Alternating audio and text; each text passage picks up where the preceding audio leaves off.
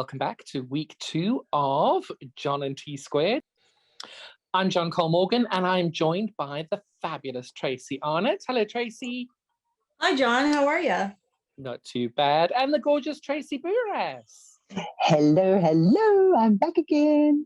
Good. How are our parts of the world treating you? I am in the UK, in a little village in Buckinghamshire, and it is pouring with rain. True to the UK form. Tracy, how are you? You're in Canada. I'm good. Right now it's presently snowing and it's very cold, but it's good. It's time to, I got the fire going, a cup of coffee, I am set. Perfect. And Tracy B, you are in Cape Town.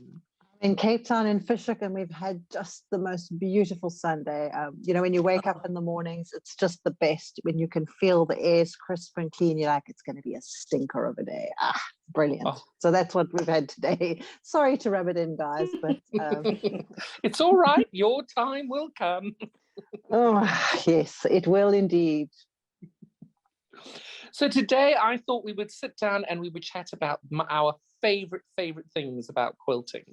And for me, there are several. But Tracy B, do you want to start us off on this? Yeah, so my favorite part is got to be the people and the sharing, the fabric, the creativity, you know, being able to come up with an idea and being able to translate that into something that is tangible. And yeah, it's just having a vision in your head and then to be able to make it into like for somebody else to see it, because you know no one can see inside your head, and it's just being able to translate that in such a way that you know you can share that with someone else, and yeah, show off what's in your head, really.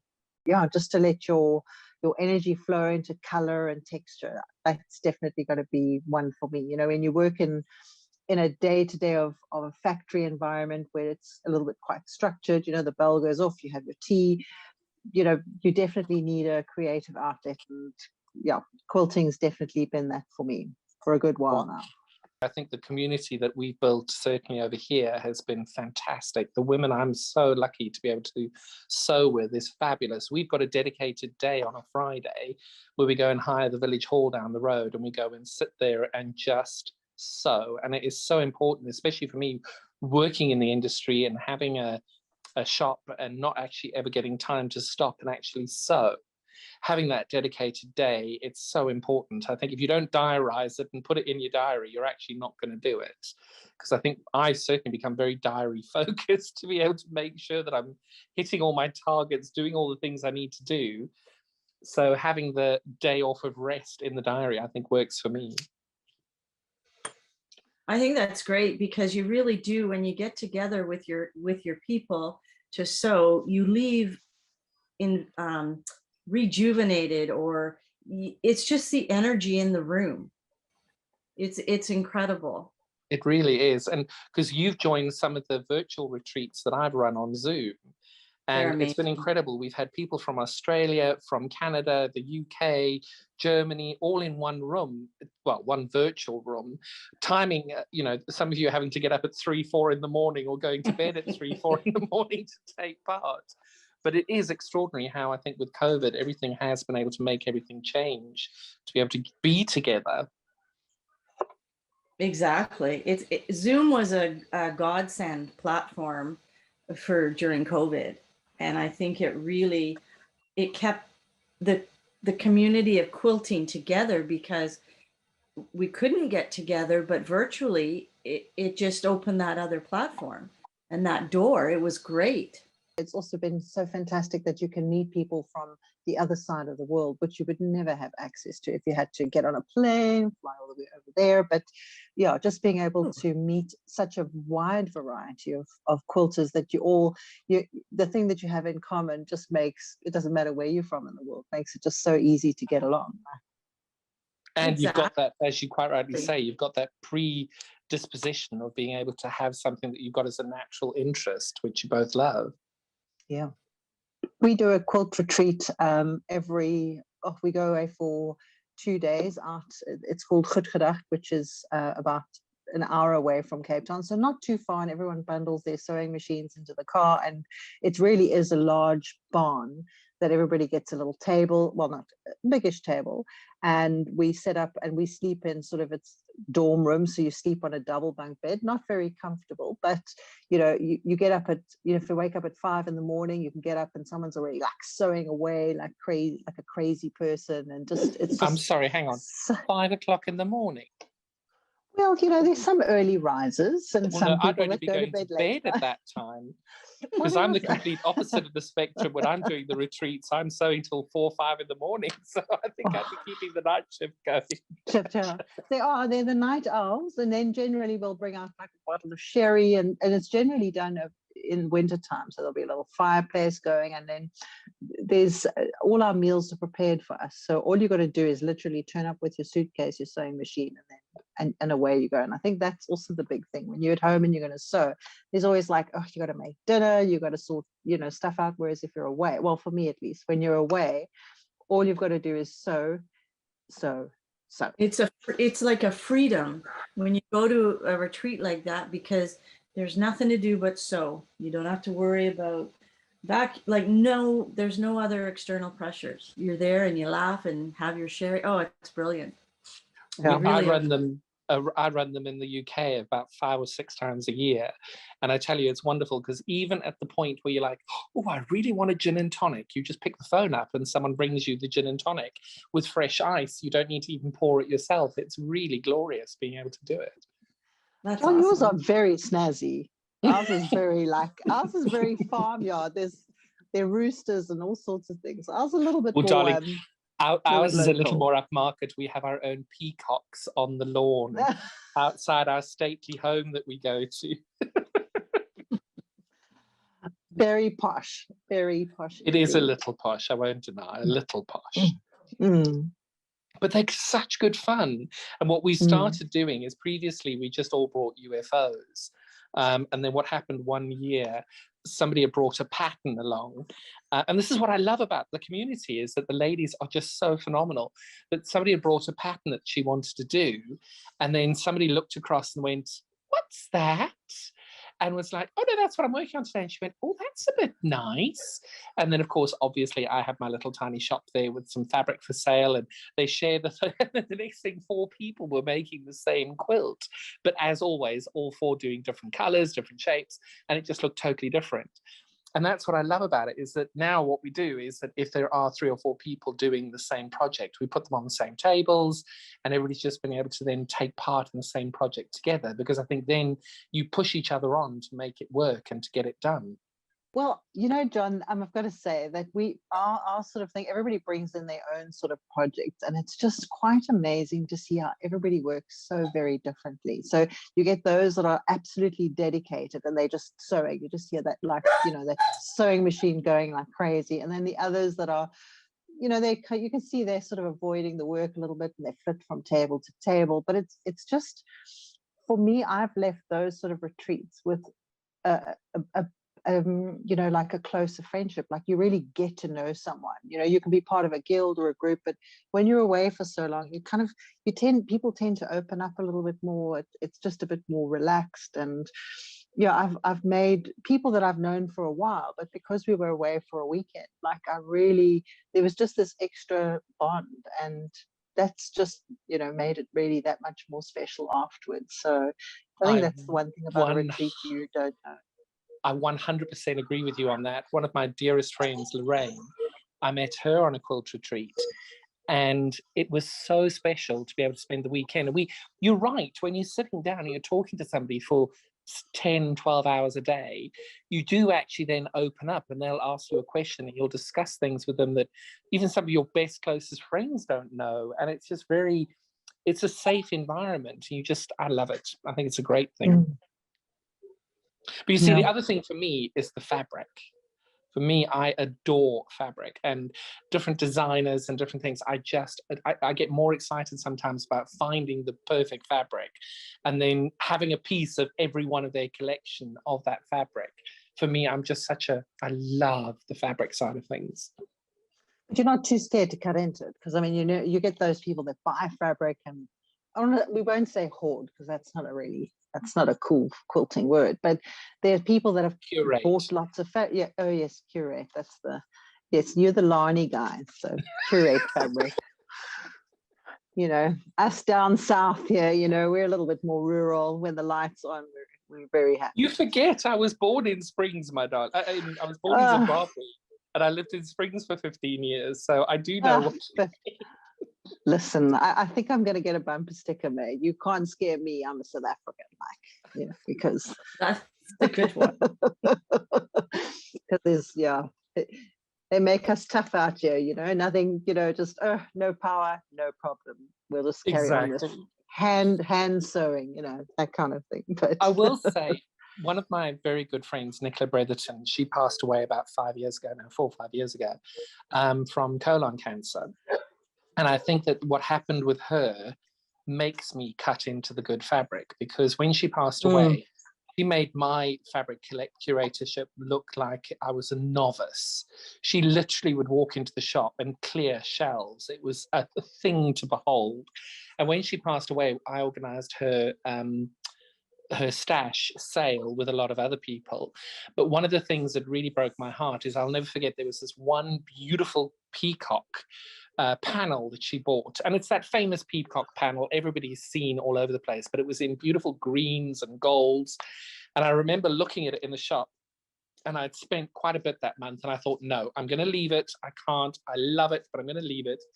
And Nicola went and bought it, and she and I had the same reaction to it. And when she passed away, and I will preface this, she did buy it when she wasn't very well. When she passed away, that was in the sale. And I remember seeing it, and I thought, I've got to buy that. And it was the very first thing I did when I got home, was turn that panel and the coordinating fabrics into a quilt. And it was one of the first ones I quilted on my long arm, because I wanted to make sure that something that was so special to both of us was used. So there is that nature where you pay a lot for fabric, and you do look at it and you think, actually, I'm not going to use that because it's too special. And some people do get that immense joy having it on a shelf and just looking at it and going, oh, I love that fabric, and they don't want to cut into it. But for me, I think that it feels better cut up in a quilt that I can wrap myself in and feel special under the quilt. So that's my take on that. But having said that, I have got buckets and buckets of fabric that I've not cut into yet. For me, when I have that special fabric that I really, really love and can't cut into, I usually try and use it for like a special occasion for someone that I really, really care, like you say, care about. I used one set for my niece's wedding and did her a wedding quilt out of it. And then I don't know, it sort of makes sense to me then. If that makes sense to you guys. Oh, it does, definitely. And I think as well, if you use it for a small project to start with, if you just cut sort of a 10-inch square out of a piece, then you've used it, you've done it. Yeah. The damage is done. Yeah. And then when you use the whole thing and it comes together, then yeah, you've saved it for the right reasons, I guess, and used it when the spirit moved you, I'm going to say. Tracy B, have you got some fabric that you haven't cut into yet? Well, yes, there are some things. I mean, I'm a huge tulip fan, so I've got every time a new collect. Not that I've got a huge stash of it, but I will definitely use it. But I'm trying to find like the perfect project for it. So it's not that I don't mind cutting into stuff, and when it's gone, it's gone. There'll be something else that'll be like exciting and that'll come along. So it's just about, you've got really nice fabric, but you want to find the perfect project for it, and also that you've got enough of fabric to complete it, because that's happened to me, and that is a real peeve, is when you've started and then you don't have enough that to really finish. Is devastating. But you see, if you go ahead and you buy it by the bulk to start with, you don't have a problem. Yes, yes. I was going to say that. And her fabric really does require a different pattern. I've never, I can't say this, but I don't think I've ever seen her fabric used in like an old-fashioned type quilt block. If that, like a real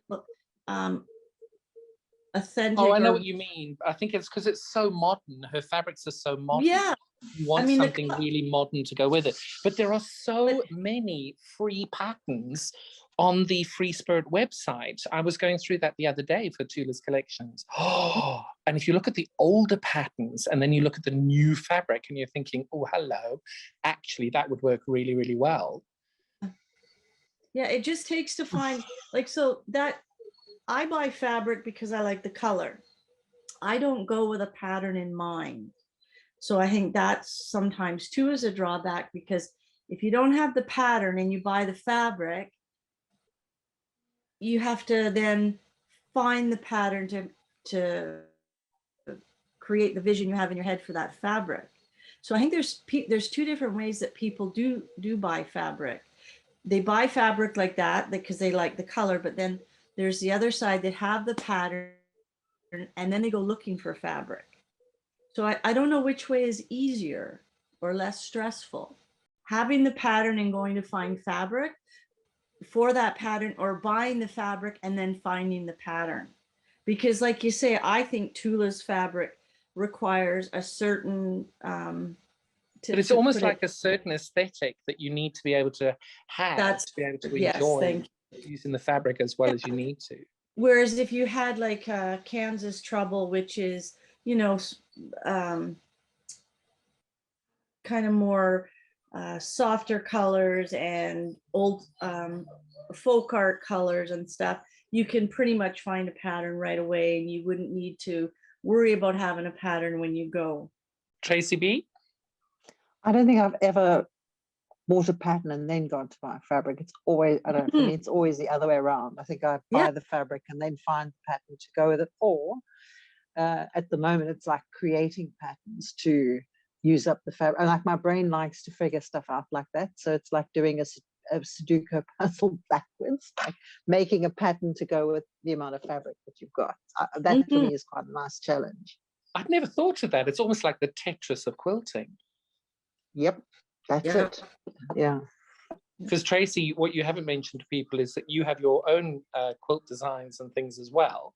And your fabric, oh my God, I love your designs. They are so gorgeous. But you do kits with them as well, which, I was in awe of them. Oh, you're so sweet. Yeah, it's all part of the whole getting people to, like, how would, if you were really busy, what do you want to, if you want to make a quilt, what's the quickest way of doing it? So it's just stuff that I love. The shwe shwe fabric, which is obviously very South African do you want to explain available what here. shwe shwe is? Some people may not know. So shwe shwe, I did look up, I'm really bad about remembering all the history of things, but the original part of shwe shwe is that it is mostly blue, and the African woman would wear them, and they'd have these really big sort of skirts, and as they walked, the fabric, because there was so much dye in it, it was really heavy and quite hard, the dress would make like a little swooshing sound, and that's kind of, I think, where they came up with the shwe shwe. So on a side note, John, I might have to check that information or might have to re-record this. I have very quickly gone on to Google. Shwe shwe is a printed dye cotton fabric widely used for traditional South African clothing. Originally dyed indigo, the fabric is manufactured in a variety of colors and printing designs characterized by intricate geometric patterns. Due to its popularity, shwe shwe has been described as the denim or tartan of South Africa. Oh, wow. John, your name should have started with a G, and then we just call you John the Genius. Oh, hardly. It's Google. It's not me. Well, at least you figured out how to be on Zoom and Google. I couldn't do that on a phone. And so shwe shwe has now, it's like really traditional fabric. It was only available in blue and red, and you have to the blue you have to wash like 20 times just to get all the dye out of it. But they've come up with like really bright, fun colors, and it's lots of very similar sort of geometric patterns, but the colors are really bright and colorful, and I was really drawn to them. I have never made an actual quilt out of them because the fabric I found to be a little bit stiff, but I've got my little dies that I punch hearts out of, and so I've made those into little kits where people can make you know, it's already coming with the applique paper on it, and so it's like super duper easy. So it's something I really want to get into, pattern writing. It was not anything that I started out doing, but my brain likes to figure things out. So that's just a natural, I think, a natural progression. And because I'm in the printing industry, I was like, paper quilting, there's quite a bit that actually goes together. I never thought about it before, but after Quilt Festival, I saw how well people took to some of the things that I designed and made. I was like, oh, this could be really interesting. So another thing for me to do this year, 2023, is going to be really fun. Oh, I love it. Being a pattern designer and wanting to write more patterns and do more kits and stuff, how do you find that that actually changes your enjoyment of quilting? Because for myself, running a shop and trying to come up with designs and patterns and ideas, I actually get more enjoyment out of doing designs and patterns and quilts and letting them out into the world, and then being able to watch how people use the design, use the fabric, and do everything, because I get so much more enjoyment seeing how people do it. Interesting. You know, I'm a tinkerer of quilting, not a professional shop owner like you, John. This is a very new. I think you've just allotted me into a level of grandeur that I definitely do not possess. Well, the thing is, you know, we just run into quilt shops and, like, you know, start saying we like this and just cut that, and you know, I don't think you take, you know, can appreciate someone that owns a shop, the amount of time and effort it takes to choose fabric and choose the right fabric so that your customers buy it. I mean, it's not just a case of like, let's just get a little bit of this and a little bit of that. There are definitely trends, and I mean, I wouldn't even know where to start. If someone said, here's a shop, fill it with fabric, I'd have no idea where to start, because it's quite an art to know what people want and what goes together. And I've got an appreciation for that. So I will say, as you were saying that, I was cackling, going, yeah, I don't know either. That's why my shop is full of beautiful fabric that hasn't sold, because it's something that I love. I started my shop on the proviso that if the shop, sorry, let me do that again. When the shop failed, because I was under no illusions of how difficult this was, that all the fabric that was left in the shop was going to have to come and live in my garage. I didn't have a garage at the time. And then I thought, well, it's got to be stuff that I genuinely love and really, really want to use. So that's how I ended up having the shop. And that's the ethos that I've done. But you're so right that being able to buy fabric and know what people want, it is phenomenally difficult. And you could have 70 different colors of blue in the shop, and a lady will come in looking for blue, and you'll be very proud of all those 70 blues. And she'll come in with the fabric she's trying to match and goes, yeah, none of those work. Thanks. I failed. I failed as a human. I failed as a quilter. Isn't it so silly? Yeah, that's really true. So working from the retail end of it, it's really hard to pick fabric. I mean, you can always pick what you like, but that doesn't guarantee everyone else does. So to try and find what your customers are looking for, it's a challenge. I sort of ended up thinking and doing blenders. Everyone has that one big print they have in their stash they're looking to incorporate. So we tended to go a lot on blenders, little prints that would go with. But for actual collections, yeah, there's a few that you know would fly off the shelf, and the others are like, I'm not sure about that, but we'll give it a whirl. And yeah, it's so selective. Everyone has a different a different creative eye when it comes to fabric. And I actually think that it varies by area as well, because that's what I love. I've done a lot of road trips in the US, being able to go to different quilt shops and drive around and see what people do. And it is extraordinary that if you go to a more rural farming area, you've got a bit more of the Civil War fabric, you've got a bit more of the ditzy print, you've got a lot less of the big, bold, bright colors that you would expect when you go into the bigger cities. And I don't know if I'm just generalizing or that was just what I experienced, but I do think even by geographical location of your shop, things change. Yeah, I think you're right. It's true about that. I know in Utah, I believe years ago, I read in this one strip, there's quite a few quilt shops, and each quilt shop is, like you say, one will be strictly Civil War prints, another would be all batiks, another one would be all Kansas Trouble type fabric. So it's kind of cool when they do that, and you have all your, if it all survives in a town. Exactly. That's a really well, in Missouri Star, they've done that. They've got the boutique shop, they've got all the Tula shops, they've Yeah. got all the different shops, which Yeah, I they think is a broke great it idea. down. But obviously, Missouri Star Quilt Company and iQuilt Studio in Tring is a very different conversation. Oh, You're my on head. your way, I mean, John. You're on your way. oh, I had no idea when I first started, like when YouTube sort of became a little bit, not more popular, but when I discovered YouTube and I actually watched the whole history behind Missouri Star, my jaw hung open after watching a video of that. I was like, that is just astounding. When you say kind of living in South Africa, it's very insular. It just doesn't have like the hugeness of the United States, and like a place like Missouri can create a whole town that it employs so many people. It's done just massive things. It's just a fantastic story. I mean, that would be just a dream come true, if something It is like amazing. Yeah. But I don't think any of them, when they started out, ever dreamed it would be as big as it did. Perhaps Alan Doan, who's the entrepreneur of the family, perhaps he did, but I don't think any of them dreamed it would ever get that big. Well, I Because think, amazing that quilting in the States is just such a massive thing. I mean, we just can't even, like us in little South Africa, can't even imagine the scope and the amount of money that is spent on quilting. It's just phenomenal, really.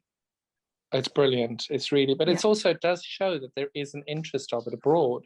So for me, I'm just hoping that will then translate in the UK as well, and in South Africa. Yes. Yeah, well, that's why I just think like the more people do it, the wider this can crack open. So, there's my little vision for for the next 5 years. Watch me go. Love it. So Tracy, have you got anything to add as we wind everything down for this week? No, not really. I think we've all hit it really bang on, and fabric is subjective to everybody's eye, and everyone has their favorite color. Really, when they're doing a quilt or when they're buying fabric, just because they'll always lean towards their favorite color to put in their stash. That I find interesting too. So yes. Yellow is a funny color. It's really hard to use yellow and orange, I find. Yes, orange. Actually, here, orange is a lot of people don't really lean towards it. It's more limited to Halloween, and that's it. But and yellow too. Yellow is a hard fabric to find sometimes, the right shade, and people are not too keen to use it all the time. So And Tracy B, have you got anything to finish off with? Well, one of the other things I did want to that came to me afterwards is that we don't all see color the same way, and that I found very interesting. Like, because in printing, I do a lot of like color passing. Like they check that the color is the right color, and that if you've got a particular blue that you need to match it to, and everybody sees it very differently. And I think the more you do it and the more you work with color, the better you become. The better you become working with it. So that's why people who work in quilt shops have I want to say a better eye, but when you go into a quilt shop, they kind of tend to be able to whip fabrics out and put a nice color combination together, simply because they do it a lot and they've worked with color a lot. Whereas if you only go into a quilt shop once every 2 months, like you always think, oh, I'm not really good with color, but it's just because you haven't maybe worked so much with it. If you worked in a quilt shop, you'd be just as good as those guys. So that's I agree. The thing I had about color. The other thing that springs to my mind when you're doing that is the light you're working in. When you're at home, your room, your sewing room light, or wherever, kitchen table light, dining room light, might not be the same as in a quilt store. Very true. So it may be Yeah. a truer color looking fabric in a quilt store because they all use specific lights or daytime lights, I think they're called, or something. Yeah.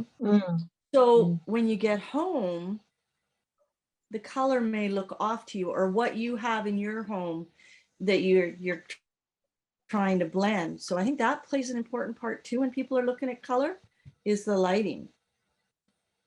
Very, very good points there.